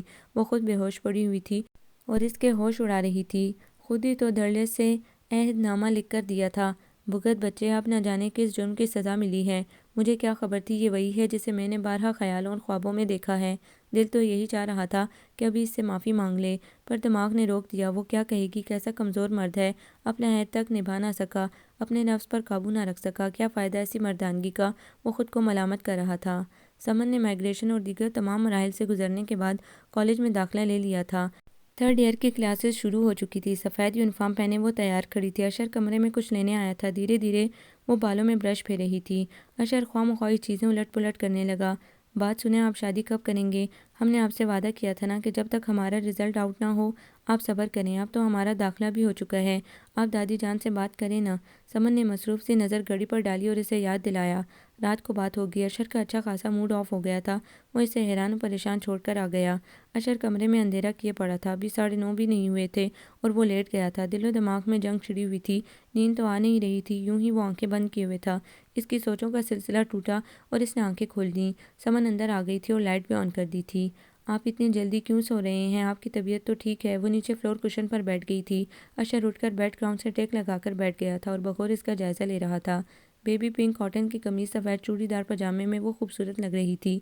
گوری گوری باہوں میں سفید اور گلابی چوڑیاں چن چن بج رہی تھیں، بالوں کی اگلی رٹیں رخساروں پر بکھری ہوئی تھی۔ کم عمری کی لاپرواہی صاف نظر آ رہی تھی۔ وہ ایک منہ بند کلی تھی۔ یاد آیا، آپ نے کہا تھا رات کو بات ہوگی، پلیز کریں نا آپ فائنل۔ وہ بہت بے چین تھی۔ بہت شوق ہے تمہیں؟ وہ اچانک غصے میں آ گیا تھا۔ پتہ نہیں آپ کیوں غصہ ہو رہے ہیں، ہم نے تو آپ کو وہ عہد یاد دلانے کی کوشش کی تھی۔ وہ سہم سی گئی تھی۔ تم اس فضول سے عہد کو بھول نہیں سکتی؟ میں بہت شرمندہ ہوں۔ وہ دل کی بات کہنے پر تل گیا۔ ہمیں آپ کی شرمندگی سے غرض نہیں ہے، ویسے بھی ہمارا ایڈمیشن ہو چکا ہے اور ہمارے پاس اتنے پیسے جمع ہو چکے ہیں کہ ہم سال بھر کے لیے کسی گرلز ہاسٹل میں رہ ہی سکتے ہیں، آگے دیکھا جائے گا۔ آپ بے شک اپنی پسند کی لڑکی سے شادی کر لیں۔ سمن نے سراسر اس کی نفی کر دی۔ وہ تلملا گیا، آج تک یوں کسی لڑکی نے نظر انداز نہیں کیا تھا اسے۔ بہت ضم ہے خود پر، وہ مقابلہ کرنے والے انداز میں بولا۔ کیا نہیں ہونا چاہیے؟ اس کی بے نیازی قابل دید تھی۔ میں بھی کم نہیں ہوں، مگر ہمیں کیا آپ کم ہوں یا زیادہ؟ ہمیں تو آپ سے محبت نہیں ہے۔ سمن نے شانے اچکائے۔ اور اگر میں تمہیں خود سے محبت کرنے پر مجبور کر دوں تو؟ اشر نے اتر کر اس کی آنکھوں میں جھانکا۔ ہم مجبور ہو کر کوئی کام نہیں کرتے۔ وہ لاپرواہی سے چوڑیوں کو چھیڑ رہی تھی۔ مگر مجھے جو پسند آ جائے حاصل کر کے رہتا ہوں۔ اشر نے اسے اپنے ارادوں سے آگاہ کیا۔ گویا آپ عہد شکن ہیں۔ وہ بڑی حیرانی سے کہہ رہی تھی۔ اس پر گھڑوں پانی پڑ گیا۔ سمن، آئی لو یو، میں تم سے محبت کرنے لگا ہوں۔ اس نے سچ بتا ہی دیا، مگر وہ تذبذب میں تھی۔ ہم آپ سے محبت نہیں کرتے، آپ ہمیں سوچنے دیں۔ اتنا یاد رکھیں کہ فیصلہ آپ کے حق میں ہوگا، بس آپ ہمیں مہلت دے دیں۔ سمن بولی، مجھے مشکل تو ہوگی، خیر جہاں اتنا صبر کیا ہے اور صحیح، ویسے میری حدود کا تعین تو کر دو۔ وہ شرارت سے اسے دیکھ رہا تھا۔ ہمیں پتہ نہیں، وہ بے بسی سے بولی۔ اشر زبردستی بھی نہ کر سکتا تھا، اس لیے وہ شیر بنی ہوئی تھی۔ دن بدن وہ اس کے لیے آزمائش بنتی جا رہی تھی۔ کئی دفعہ اسے یوں لگا اب وہ اختیار کھو دے گا اور سمن کی نظروں میں گر جائے گا۔ اپنے ہی الفاظ اس کا منہ چڑھانے لگے تھے۔ وہ حد سے زیادہ اس کا خیال رکھتا تھا۔ ہمہ وقت وہ جو اداسی میں گری رہتی تھی، اسے باہر نکالنے کی کوشش کرتا تھا۔ دیکھتے ہی دیکھتے 3.5 سال کا عرصہ بیت گیا۔ اس دوران کئی ملکوں کی خاک چھان چکا تھا وہ۔ کئی لڑکیاں اس سفر میں ٹکرائیں، مگر وہ کسی کا بھی اسیر نہ ہو سکا۔ صوفیہ، ایزابیلا، جینی، گلوریا، میری، سمنترا دیوی اور نہ جانے کتنی حسیناؤں نے سچائی سے اس کی اداس آنکھوں کا بھید جاننے کی کوشش کی تھی، پر اس نے سب کا ہاتھ جھٹک دیا تھا۔ آج کل وہ جو ہانسبرگ میں تھا، جب اسے قاضی کا خط ملا، اس نے ممی کی بیماری کا دردناک انداز میں نقشہ کھینچا تھا۔ اشر نے فوراً واپسی کی تیاری کی۔ ایک روشن اور اجلی صبح وہ پاکستان میں موجود تھا۔ عظمیٰ بیگم کتنی دیر اسے سینے سے لگائی رہیں۔ زید صاحب کے چہرے پر سچی خوشی تھی۔ اتنے عرصے میں سب کی شادیاں ہو چکی تھیں۔ کنواروں میں سونی اور غازی ہی بچے تھے۔ غازی اب یونیورسٹی کا اسٹوڈنٹ تھا۔ سونی کی منگنی علی سے طے پا چکی تھی۔ 3 ماہ بعد اس کی شادی متوقع تھی۔ دیکھتے ہی دیکھتے 3 ماہ پر لگا کر اڑ گئے۔ سونی اور علی کی شادی کے کارڈ چھپنے چلے گئے۔ دانیہ بھی UK سے اپنے شوہر اور بچوں کے ہمراہ آ گئی تھی۔ گھر بھر میں ہنگامہ برپا تھا۔ وہ شور سے بچنے کے لیے اپنے کمرے میں آ گیا۔ ذہن کو ادھر ادھر کرنے کے لیے اس نے بک شیلف سے دیکھے بغیر کتاب اٹھائی اور اسے کھولا۔ سمن آرا، BA فرسٹ ایئر، پہلے صفحے پر ہی۔ اس دشمن جاں کا نام نیلی روشنائی سے جگمگا رہا تھا۔ دل نہ چاہنے کے باوجود وہ ورق گردانی کرنے لگا۔ وہ جان نہیں پا رہا تھا کہ ایسا کیوں کر رہا ہے۔ اچانک ایک لفافہ اس کی گود میں آ گرا۔ تجسس سے مجبور ہو کر کھولا اور جوں جوں پڑھتا گیا اس کے چہرے کا رنگ بدلتا گیا۔ اچانک دروازے پر دستک ہوئی۔ وہ سنبھل نہیں پایا تھا۔ کچھ سوچتے ہوئے دروازہ کھولا۔ سامنے ممی کھڑی تھیں، جو بہت مصروف نظر آ رہی تھیں۔ چلو بیٹا میرے ساتھ، ذرا ایڈوکیٹ علی رضا کی طرف جانا ہے۔ انہیں شادی کا دعوت نامہ بھی دینا ہے اور مجھے ان سے کام بھی ہے۔ چند دن پہلے ہی امریکہ سے آئے ہیں۔ وہ اسے آگاہ کر رہی تھیں۔ چلیے مما۔ دل نہ چاہنے کے باوجود وہ تیار تھا۔ ذہن خط کے مندرجات میں پھنسا ہوا تھا۔ اسی کشمکش میں وہ علی رضا کے گھر پہنچا۔ علی رضا ان کے خاندانی وکیل تھے۔ اس کے اٹلی جانے سے کچھ عرصہ پہلے وہ امریکہ اپنی بہو بیٹے کے پاس چلے گئے تھے۔ وہ کچھ روز قبل ہی پاکستان آئے تھے۔ وہ ان سے بڑے اتفاق سے ملے۔ اشر بیٹے، میرے پاس تمہاری ایک امانت ہے۔ زہرا بہن نے وصیت کی تھی کہ میں اس وقت تمہیں دوں جب تم صاحب اولاد ہو چکے ہو۔ میرا خیال ہے کہ اب وقت آ چکا ہے۔ ارے ہاں، مجھے یہ پوچھنا تو یاد ہی نہیں رہا۔ اشر، کتنے بچے ہیں تمہارے؟ علی رضا کی باتوں نے اسے چکرا دیا تھا۔ یقیناً کہیں نہ کہیں گڑبڑ ضرور تھی۔ علی رضا نے پھولا ہوا خاکی لفافہ اس کی طرف بڑھایا۔ اس نے ماں کی طرف دیکھا اور لفافہ کھول لیا۔ سب سے پہلے اس کے ہاتھ جو چیز آئی وہ ایک خط تھا۔ یہ تحریر زہرا قدر کی تھی اور ان کے مرنے سے پہلے کی تاریخ اس پر درج تھی۔ اشر، میرے بچے، مجھے اپنی زندگی کا بھروسہ نہیں ہے۔ نہ جانے کب بلاوا آ جائے۔ مجھے سمن کی بھی فکر ہے کہ اس کا کیا بنے گا۔ وہ بہت بزدل لڑکی ہے۔ میں اس سے بھی زیادہ بزدل ہوں کہ کسی کو اپنی زبان سے حقیقت بتانے کی جرات نہیں کر سکتی۔ اس لیے میں نے فیصلہ کیا ہے کہ یہ خط میرے مرنے کے بعد تمہیں اس وقت دیا جائے جب تم باپ بن چکے ہو۔ زندگی کے کسی نہ کسی موڑ پر تمہیں اس کا سامنا کرنا ہی تھا، تو یوں ہی سہی۔ میں جانتی ہوں کہ میری غلطی ہے۔ مجھے سب کو صورتحال بتا کر اعتماد میں لینا چاہیے تھا، پر میں ایسا نہ کر سکی۔ سمن کا تم سے پہلے شہریار جنگ سے نکاح ہو چکا ہے۔ بمشکل یہ نکاح 1 سال برقرار رہ سکا۔ رخصتی سے پہلے ہی یہ رشتہ ٹوٹ گیا۔ شہریار نے اسے اسکول آتے جاتے دیکھا تھا۔ بڑے باپ کا بیٹا تھا، زمینوں جائیدادوں کا مالک اور حسن پرست۔ دل آرا نے چھان بین بنا رشتہ قبول کر لیا۔ اس کے گھر والے مل کر رسم کر گئے اور شہریار کی ضد پر نکاح کر دیا گیا۔ ابھی 1 مہینہ بھی نہ گزرا تھا کہ اس نے رخصتی کی ضد کر دی۔ سمن کو اپنے ساتھ گھومنے پھرنے کے لیے مجبور کرنے لگا۔ دل آرا پرانے وقتوں کی عورت تھی۔ یہ بے حیائی انہیں نہیں بھائی۔ پھر سمن بہت کم عمر تھی، میٹرک کا امتحان دیا ہوا تھا، 15 برس کی بھولی بھالی لڑکی کی وہ اتنی جلدی رخصتی کرنے کے حق میں نہ تھیں۔ پھر آس پاس کے لوگ شہریار کے بارے میں الٹی سیدھی باتیں کرتے تھے۔ انہوں نے شہریار کو کہہ دیا کہ 18 سال کی ہونے سے قبل وہ سمن کو رخصت نہیں کریں گی۔ بس اسی ضد میں آ کر شہریار نے سمن کو طلاق دے دی اور بہت جلد ایک ہندو ماڈل گرل سے شادی بھی کر لی۔ 3 ماہ بعد وہ دلارا کے گھر آیا اور کہا کہ میں نے سمن کو طلاق نہیں دی ہے، حالانکہ وہ اسے طلاق دے چکا ہے۔ تحریراً بے شک نہ دی ہو، پر زبان سے وہ 3 بار طلاق دے چکا تھا۔ اب وہ انہیں روز دھمکیاں دیتا کہ سمن میری بیوی ہے، میں نے اسے طلاق نہیں دی ہے، اگر آپ کورٹ میں جانا چاہیں تو شوق سے جائیں، کوئی گواہ نہیں ہے، عدالت میرے حق میں ہی فیصلہ دے گی۔ آگے کا قصہ تم جانتے ہو۔ دلارا نے مجھے انڈیا بلوا لیا، دونوں ماں بیٹی پریشان تھیں۔ شہریار نے کہا تھا کہ وہ زبردستی سمن کو اٹھوا لے گا اگر دلارا نہ مانی۔ میں نے سوچ لیا کہ میں سمن کو پاکستان لے جاؤں گی، یہ لڑکی مجھے بہت بھائی، میں نے فیصلہ کر لیا کہ اس کی شادی تمہارے ساتھ ہی کروں گی، اور تم نے میرے مان کا بھرم رکھا، تمہارے پاؤں میں جب بچوں کی زنجیر پڑ جائے گی تو تم آرام سے سوچ سکو گے۔ تم لوگوں کے ساتھ میری جائیداد میں سمن بھی حصہ دار ہے، اگر میں نے تمہارے ساتھ کوئی زیادتی کی ہو تو معاف کر دینا اور سمن کو کوئی دکھ نہ دینا۔ اس کے بعد خط اشر سے ہی پڑھا ہی نہ گیا، اس کے ہاتھ سے چھوٹ گیا۔ عظمیٰ بیگم نے گرا ہوا خط اٹھا کر پڑھنا شروع کر دیا، اور جو حال اشر کا ہوا وہی ان کا بھی ہوا۔ علی رضا جان گئے تھے کہ شہریار لالچ اور حسد کی آگ میں جلتا ہوا سمن تک پہنچ گیا ہوگا۔ زہرا بیگم نے خود تمام داستان انہیں سنا کر واحد رازدار کا درجہ دیا تھا، اور یہ بھی کہا تھا کہ سمن کی اس کے مفادات کی ہر حال میں حفاظت کرنی ہے۔ یہی ان سے بھول ہو گئی تھی، اگر وہ انگلینڈ نہ جاتے تو شاید یہ دلخراش واقعہ پیش نہ آتا۔ عظمیٰ بیگم نے ہر بات انہیں بتا دی، وہ گہری سوچ میں ڈوبے ہوئے تھے۔ اچانک فون کی گھنٹی بجی۔ علی رضا نے سوچتی نظروں سے فون کی طرف دیکھا اور اٹھا لیا، پھر چپ چاپ اشر کی طرف بڑھا دیا۔ وہ تو جیسے زلزلوں کی زد میں آیا ہوا تھا۔ بیٹا فوراً گھر آؤ۔ زید صاحب بہت عجلت میں تھے، ایک جملہ کہہ کر فون بند کر دیا۔ مجھے سمن کی جائیداد کے کاغذات بھی اسے دینے ہیں، کچھ ضروری کارروائیاں کرنی ہیں جن کے لیے مجھے انڈیا جانا پڑے گا، کیونکہ بہرحال ان کی قانونی حیثیت ہے۔ اگر آپ کہیں تو میں سمن کے معاملے میں آپ کی بھی مدد کرنے کو تیار ہوں، بشرط یہ کہ وہ ضدی شخص اپنی ضد چھوڑ دے۔ علی رضا کے لہجے میں گہرا دکھ تھا۔ نہ جانے عظمیٰ بیگم اور علی رضا کے درمیان کیا کیا مذاکرات ہوئے، اسے ایک حرف بھی سمجھ میں نہیں آیا۔ انہی سوچوں کے درمیان بھٹکتا ہوا گھر پہنچا۔ سب جیسے ان کا انتظار کر رہے تھے۔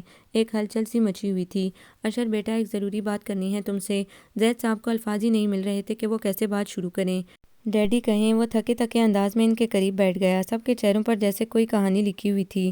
بیٹا، جب تم علی رضا کی طرف گئے ہوئے تھے تو انڈیا سے شہریار کی وائف کا فون آیا تھا۔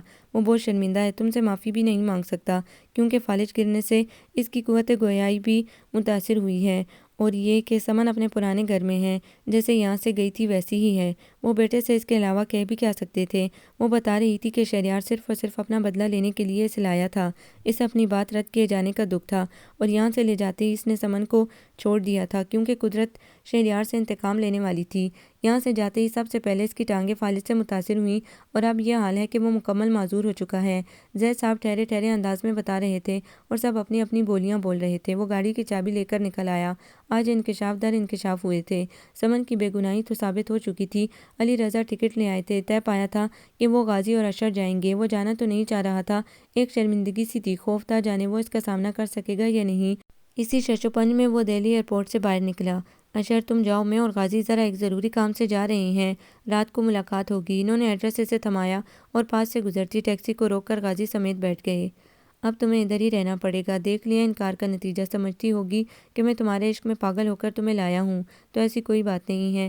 اتنے دن تم ایک مرد کی پناہ میں رہی ہو، کتنی پیار بھری سرگوشیاں اور وارداتیں کی ہوں گی۔ مجھے کوئی دلچسپی نہیں ہے تم سے، اور یہ طلاق نامہ بھی شوق تھا نا تمہیں، پکڑو اسے۔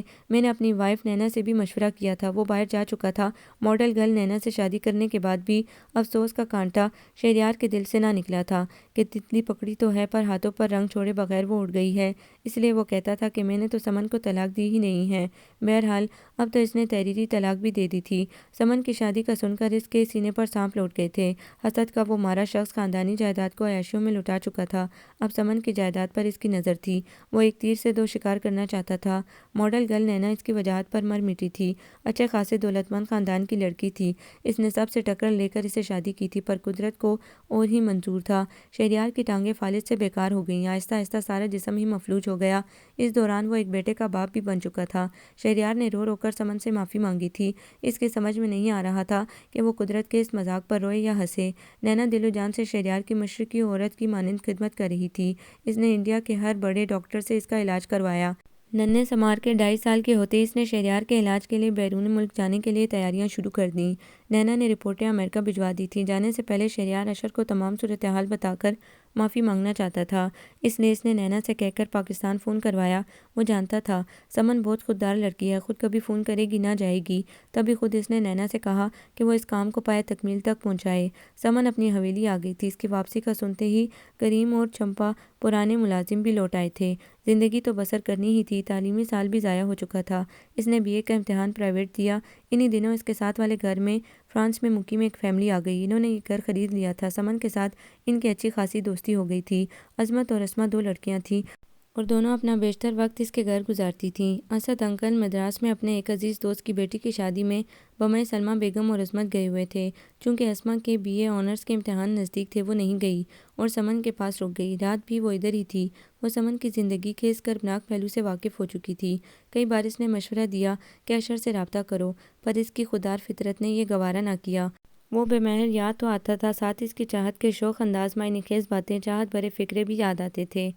نکاح کے فوراً بعد اس کے فون سے وہ حوصلہ چھوڑ بیٹھی تھی۔ اسے لگا تھا کہ وہ بھی شہریار کی طرح اسے چھوڑ دے گا۔ بعد کے حالات نے ثابت کر دیا کہ وہ اسے چاہنے لگا ہے۔ سمن نے ہر طرح سے اس کا امتحان لیا تھا اور جب وہ اسے امتحان میں کامیاب قرار دینے لگی تو سارا کھیل ہی بگڑ گیا تھا۔ اس سنگ دل نے کسی بات کا بھی اعتبار نہ کیا تھا۔ وہ نہا کر لان میں آ گئی اور سیڑھیوں پر بیٹھ گئی۔ یہ اس کا پسندیدہ حصہ تھا۔ اسما اندر تھی۔ گیٹ کی بیل بجی، اس نے نظر انداز کر دیا۔ دوسرے لفظوں میں ڈیڑھ بنی رہی۔ چمپا اور کریم بھی نظر نہیں آ رہے تھے۔ اسما ہی اندر سے نکلی اور اسے گھورتے ہوئے گیٹ کھول کر جھانکا۔ باہر ایک اجنبی مگر حواسوں پر چھائی شخصیت تھی۔ وہ فوراً متاثر ہو گئی۔ سمن صاحبہ یہیں رہتی ہیں؟ اس نے شائستگی سے پوچھا۔ جی ہاں، آپ اندر آئیے۔ اسما نے ہٹ کر اسے جگہ دی اور خود سمن کی طرف آ گئی۔ یار، باہر ایک ہالی ووڈ کا شہزادہ تجھ سے ملنے آیا ہے۔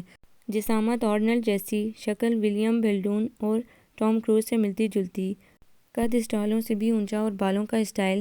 بس بس، ایک تو میں تم سے تنگ ہوں، ہر وقت ہالی ووڈ کے اسٹارز تمہارے ذہن میں گردش کرتے رہتے ہیں۔ سمن نے ہاتھ اٹھا کر اس کی چلتی زبان کو روکا۔ اگر اتنا زبردست بندہ مجھ سے ملنے آتا تو میں پتہ نہیں کیا کیا کر ڈالتی۔ اسما پرجوش انداز میں ایڑیوں پر گھومی اور اسے اپنے پیچھے دیکھ کر شرمندگی سے ساکت ہو گئی۔ ساکت تو سمن بھی ہو گئی تھی۔ اسما نوارد کی اور سمن کی کیفیت دیکھے جا رہی تھی۔ اس شاندار سے شخص کی آنکھوں میں اچانک ہزاروں دیے جگمگانے لگے تھے، جبکہ سمن ٹکر ٹکر اسے دیکھے جا رہی تھی۔ اچانک اس کا ساکت وجود ہلا۔ وہ غضبناک انداز میں اس کی طرف بڑھی اور دونوں ہاتھوں سے اس کا گریبان پکڑ کر جھٹکے دینے لگی۔ کیا لینے آئے ہو اب یہاں، ظالم انسان؟ کیا میری بے گناہی کا ثبوت مل گیا ہے؟ وہ بری طرح چلا رہی تھی۔ اسما کو سخت شرمندگی ہوئی۔ اس نے شعلہ جوالہ بنی سمن کو قابو کرنا چاہا، وہ اس کے ہاتھ بھی جھٹک گئی۔ نکل جاؤ ہمارے گھر سے، آئی ول کل یو۔ وہ بری طرح اشر کو نوچ رہی تھی۔ اس کے سینے پر مکے برسا رہی تھی، ناخنوں سے خراشیں ڈال رہی تھی۔ اشر کے گریبان کے تمام بٹن ٹوٹ چکے تھے، سینے اور بازوں سے خون رسنے لگا تھا۔ اسما کو بڑی حیرت ہوئی۔ وہ لمبا تڑنگا نوجوان سمن جیسی نازک لڑکی سے ہار رہا تھا۔ اس نے ایک بار بھی سمن کا ہاتھ روکنے کی کوشش نہیں کی۔ وہ خود ہی جب تھکی تو روتے ہوئے اندر بھاگ گئی۔ اسما کی نظریں مارے شرمندگی کے اٹھ ہی نہیں رہی تھی۔ آئی ایم سوری، پتہ نہیں اسے کیا ہو گیا ہے۔ بہرحال آپ بیٹھیے، میں ڈیڈی کے کپڑے لاتی ہوں۔ وہ دیوار پھلانگ کر دوسری طرف اتر گئی۔ چند منٹ بعد وہ دوبارہ سامنے تھی، ہاتھوں میں 3-4 شرٹس اور سوٹ اٹھائے۔ تھینکس سو مچ، ویسے یہ شرٹ میں سنبھال کر رکھوں گا، بڑی تاریخی ہے۔ اشر مسکرا رہا تھا۔ اسما کو غایت درجے کی حیرانی ہوئی۔ میں اشر ہوں، سمن کا شوہر۔ اس کی حیرانی دور ہو گئی تھی۔ رات علی رضا اور غازی بھی آ گئے۔ ان دونوں سے اس نے وہ سلوک ہرگز نہیں کیا جو اشر کے ساتھ کیا تھا۔ ان دونوں نے نہ جانے اسے کیا کہا تھا کہ وہ جانے پر راضی ہو گئی تھی۔ سب نے کھلے دل سے اسے خوش آمدید کہا، اپنی غلط فہمی کی معافی مانگی۔ سونی اور علی کی شادی کے کارڈ چھپ کر آ گئے تھے، وہی ہنگامہ اور شور تھا۔ اب اشر کو یہ سب اچھا لگ رہا تھا۔ ساری اکتاہٹ بھاگ گئی تھی۔ بیرون ملک اور دوسرے شہروں سے تمام عزیز رشتہ دار پہنچ چکے تھے۔ سمن سونی کے کمرے میں براجمان تھی۔ جب سے آئی تھی اس کا ٹھکانہ وہی تھا۔ گھر میں اتنے مہمان جمع تھے کہ اشر ملنے کے بہانے ڈھونڈتا اور ناکام ہو جاتا، اور وہ اتنی روڈ ہو رہی تھی کہ پہلے والی سمن لگتی ہی نہ تھی۔ البتہ باقی سب کے ساتھ اس کا رویہ اچھا تھا، ایک وہی زیر عتاب تھا۔ آج سونی کی مہندی آنی تھی۔ شام سے ہلچل مچی ہوئی تھی، کسی طرح تیاریاں ختم ہونے میں ہی نہ آ رہی تھیں۔ سمن آئرن اسٹینڈ پر کھڑی سب کے کپڑے پریس کر رہی تھی۔ بھائی، تمہاری نیوی بلو لائنوں والی ٹائی کہاں ہے؟ غازی اس سے پوچھ رہا تھا۔ میری وارڈروب میں دیکھو، اور ہاں، میرے کپڑے دیکھو پریس ہو کے آ گئے ہیں کہ نہیں۔ اشر بھی ادھر ہی تھا۔ سمن نظروں کی گرفت میں تھی۔ بھائی یہ تمہاری شرٹ کا کیا حال ہو رہا ہے؟ کیا کسی سے لڑائی ہو گئی ہے؟ غازی احمق اس کی وہی شرٹ اٹھائے آ گیا، جس پر کہیں کہیں آگے کی طرف خون کے دھبے لگے ہوئے تھے۔ ہاں، لڑائی ہوئی ہے، اور اب حساب بھی لینا ہے اپنا۔ اشر عین سمن کے سامنے کھڑا ہو گیا تھا۔ وہ نامحسوس انداز میں رخ موڑ گئی۔ گھر میں سبھی اس کا گریز محسوس کر رہے تھے۔ عظمیٰ بیگم تو سونی سے پتہ چلا تھا کہ وہ رات کو سوتی بھی اس کے کمرے میں ہے۔ خفگی کی یہ ادا اشر کے لیے جان لیوا تھی۔ سمن تیار ہو کر اپنی دھن میں موم بتیوں کا تھال اٹھائے ٹشو کا دوپٹہ سنبھالتی سیڑھیوں سے اتر رہی تھی۔ اشر اوپر جا رہا تھا، وہ تیزی سے سیڑھیاں چڑھ رہا تھا۔ اس تیزی میں اس نے سمن کو بھی نہ دیکھا۔ وہ بری طرح سے ٹکرائی، موم بتیاں اور مہندی کا تھال نیچے جا گرا۔ سنبھلنے کی کوشش میں سمن کا پاؤں پلٹ گیا۔ وہ مارے تکلیف کے وہیں سیڑھیوں پر بیٹھ گئی۔ چلو اوپر میں کوئی دوا لگاتا ہوں۔ اشر اسے سہارا دینے کو بڑھا۔ Don't touch me. تکلیف فراموش کر کے رونا بھول کر وہ بولی۔ اگر کوئی اور وقت ہوتا تو اشر اسے اس بات کا جواب دیتا، مگر افسوس ہر طرف لوگ آ جا رہے تھے۔ وہ غصے میں لمبے لمبے ڈگ برتا اوپر چلا گیا۔ رات کو محفل موسیقی کا پروگرام تھا۔ اس وقت پنڈال میں تل دھرنے کی بھی جگہ نہ تھی۔ سامنے ہی سونی اور علی کے ساتھ عامر، زویا، اشر اور غازی بیٹھے ہوئے تھے۔ زویا نے اسے دیکھا تو پکار بیٹھی اور سونی کے ساتھ اس کی جگہ بنائی۔ ناچار وہ آ گئی۔ اس سے بیٹھے ہوئے کچھ دیر ہوئی تھی کہ اس کے دائیں پیر میں شدید درد شروع ہو گیا۔ تکلیف کی شدت سے آنکھوں میں آنسو بھر آئے۔ زویا فوراً متوجہ ہوئی۔ آپی، ہمارے پیر میں شدید درد ہو گیا ہے، ہم سے برداشت نہیں ہو رہا ہے۔ سچ مچ وہ رو دی۔ اشر، سمن کے پاؤں میں درد ہو رہا ہے، اسے اندر لے جاؤ اور فوراً ڈاکٹر نادر کو فون کرو۔ زویا اس کا بازو پکڑ کر کھڑی ہو گئی اور اشر کی طرف بڑھایا۔ اس نے سمن کو اپنے مضبوط بازوؤں کا سہارا دیا۔ کوئی اور وقت ہوتا تو وہ ہرگز یہ سہارا قبول نہ کرتی، پر اس درد نے سب کچھ بلایا ہوا تھا۔ اشر نے فوراً نادر کا نمبر ڈائل کیا اور اسے جلدی آنے کی تاکید کی۔ سمن باقاعدہ ہچکیاں لے کر رو رہی تھی۔ کیا زیادہ درد ہو رہا ہے؟ اشر نے پوچھا۔ وہ نظر انداز کیے رونے میں مصروف رہی۔ وہ بیٹھ کر اس کے پاس بیٹھ گیا۔ ہاتھ ہٹاؤ، پاؤں دیکھوں۔ سمن نے مصروف پاؤں کو سختی سے پکڑا ہوا تھا۔ اشر نے اس کا ہاتھ ہٹایا۔ سفید اور گلابی امتزاج لیے خوبصورت مرمری پاؤں پر بظاہر کوئی نشان نہ تھا۔ ڈاکٹر نادر نے کوئی مرہم نما دوا لگائی اور گولیاں دے کر فوراً پانی سے نگلنے کے لیے کہا اور رخصت ہو گئے۔ چند منٹ بعد اسے واقعی سکون آ گیا۔ اشر پر نظر پڑی تو سب یاد آ گیا۔ وہ اس کے بیڈ روم میں تھی۔ اس نے پاؤں نیچے کیے۔ آرام کرو، پھر درد شروع ہو جائے گا۔ اس کا ارادہ بانپتے ہی بجلی کی تیزی سے وہ اس کی طرف آیا تھا۔ وہ فوراً پرے ہوئی۔ اشر کے لبوں پر شرارتی مسکراہٹ آ گئی۔ وہ اسے غور سے دیکھنے لگا۔ میرون شرٹ اور ٹشو کے چوڑی دار پاجامے میں ملبوس، روئے روئے بکھرے بکھرے حلیے میں وہ بڑی دلکش لگ رہی تھی۔ وہ بخوبی اس کی وارفتہ اور گرم نگاہوں کو محسوس کر رہی تھی۔ خواہ مخواہ وہ چوڑیوں سے کھیلنے لگی۔ چند منٹ بعد نظریں اٹھائیں کہ شاید وہ اسے نہ دیکھ رہا ہو، پر وہ تو ٹک ٹکی باندھے اسے دیکھ رہا تھا۔ اس کی شوق بہکی بہکی وارفتہ نگاہوں نے اسے بوکھلا دیا۔ ساری مضبوطی اور سختی بھاپ بن کر اڑ گئی۔ غازی کے بلاوے پر وہ باہر گیا تو اس نے سکون کا سانس لیا۔ سونی رخصت ہو کر علی کے گھر چلی گئی۔ ایسے میں سمن نے اپنی واپسی کا اعلان کر کے سب کو حیرت میں ڈال دیا۔ سب اسے روکنے کی بھرپور کوشش کر رہے تھے۔ عظمیٰ بیگم نے واسطے دیے تھے، اشر نے اتنے عرصے بعد خوشی دیکھی ہے، اس خوشی کو مت برباد کرو۔